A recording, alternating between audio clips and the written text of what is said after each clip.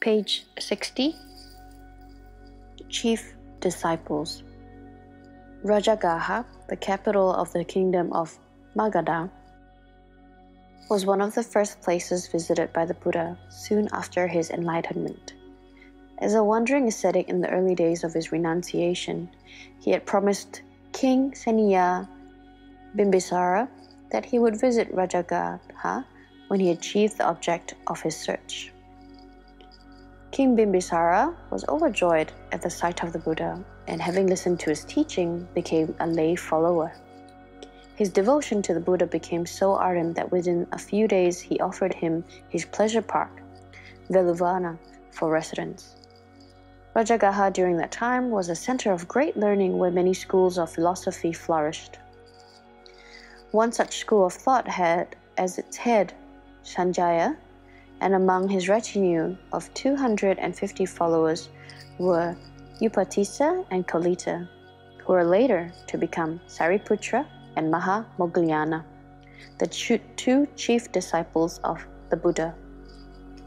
One day when Upatissa was walking through the streets of Rajagaha, he was greatly struck by the serene countenance and the quiet, dignified deportment of one of the first disciples of the Buddha, the Arahat, Assaji, who was on his arms round. All the strenuous endeavors to achieve perfection that Upatissa had made through many a birth were now on the verge of being rewarded.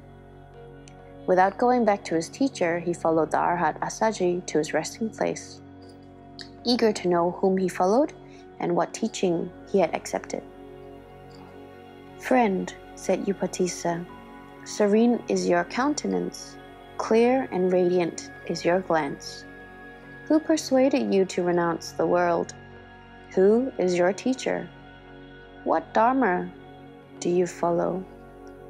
The venerable Assaji, rather reluctant to speak much, humbly said, "I cannot expound the doctrine and discipline at length, but I can tell you the meaning briefly." Upatissa's reply is interesting. "Well, friend, tell little or much. What I want is just the meaning. Why speak many words?" Then the Arahat Assaji uttered a single verse which embraces the Buddha's entire doctrine of causality. "Ye Dhamma hetupabhava tesam hetum tathagato aha tesam tayo nirodo ivam vadi mahasamano." Whatever from a cause proceeds, thereof the Tathagata has explained the cause. Its cessation too he has explained. This is the teaching of the Supreme Sage, Vinaya Mahavaga.